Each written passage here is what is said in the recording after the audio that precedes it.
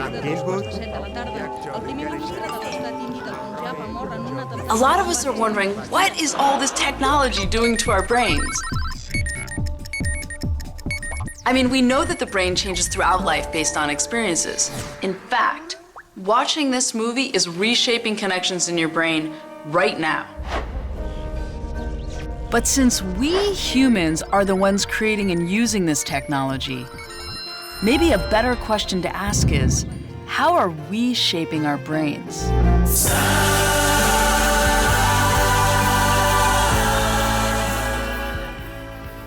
There's so much about the brain that we don't know.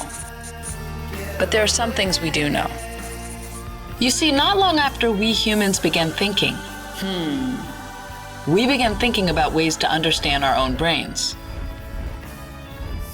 One strategy thinkers have used throughout history is to compare the brain to the newest technology of their day. The brain is a clock, a switchboard, a steam engine, a machine, a computer. And we wondered, how can today's technology help us understand the brain in a new way? So we used that technology to ask people all over the world, how do you imagine the brain?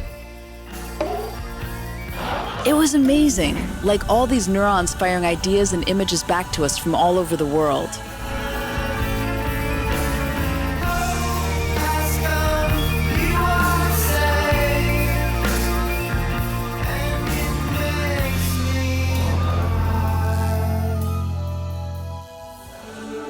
And it was very clear.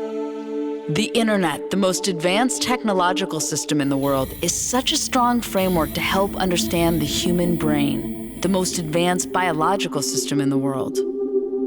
But then we thought about it a bit more. And since the internet is in such a young developmental stage, rapidly growing, constantly changing, forming billions of new connections all over the world, then maybe a stronger framework would be to compare it to a child's brain, which is in a similar stage of development, rapidly growing, constantly changing, and making billions upon billions of connections between different parts of the brain. So here's the question. If we say that the internet is in a similar developmental stage as a child's brain, then what can we learn by comparing them? Let's start with size. Obviously, the internet seems like a larger entity than a child's brain. But what does that mean in terms of our analogy? We could say that a neuron in the brain would be like a web page in the internet. So let's look at the number of neurons in a child's brain compared to the number of web pages on the internet. Well, a human at any age has about 100 billion neurons in the brain. But the internet has 10 times that, 1 trillion web pages. So with this analogy, the internet is bigger.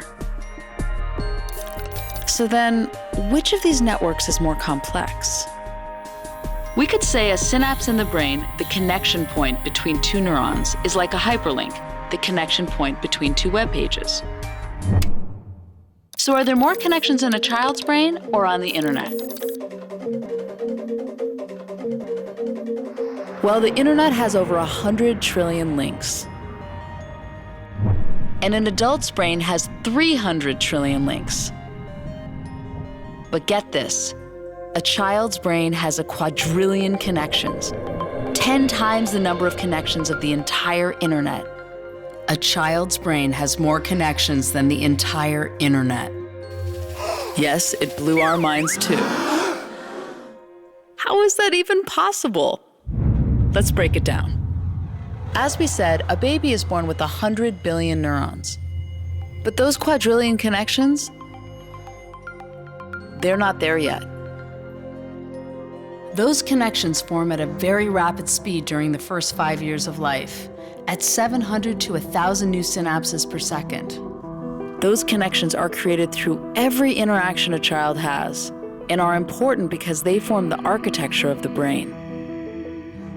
So every time you talk to and engage with a child, you are literally growing a brain, connecting the different parts of the brain, which allows for new ideas, insights, and creative thinking. So each moment of eye contact, each new word exchanged, each time you make a child laugh, you are strengthening these connections. And since there are so many different ways to do this, we ask people around the world, send us videos of your favorite ways to engage with the children in your life.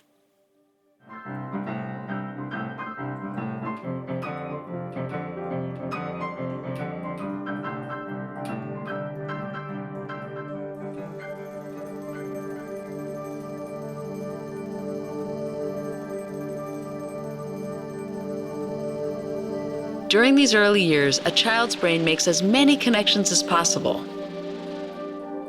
And then it begins pruning the ones that aren't used and strengthening the ones that are. A dynamic process that continues throughout life.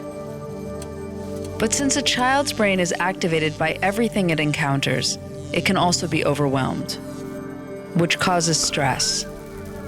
When the brain experiences stress, the body's alarm system is activated.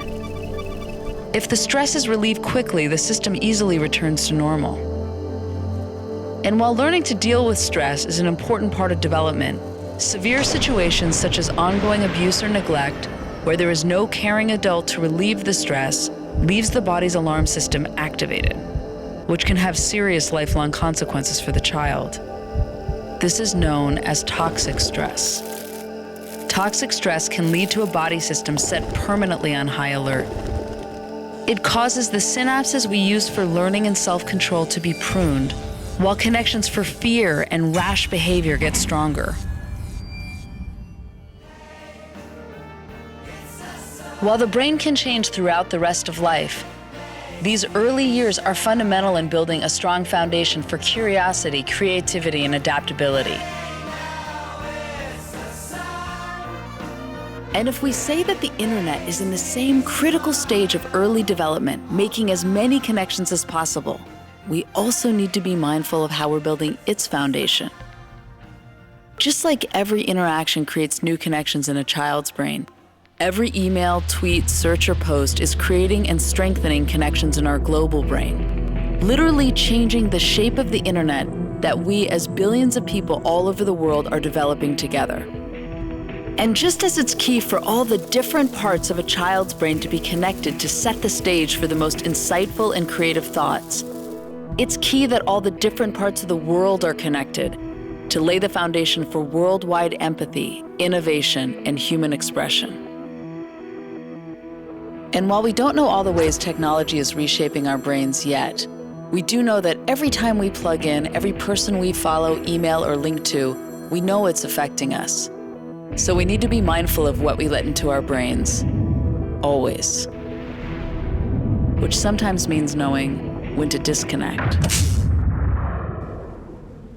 Just as it's not good for a child's brain to be constantly over or understimulated, it's not good for an adult's brain either. For both the internet and a child's brain, the connections we pay most attention to will be strengthened, while the ones we use less will be pruned. So how do we nurture both of these growing interconnected networks to set a course for a better future?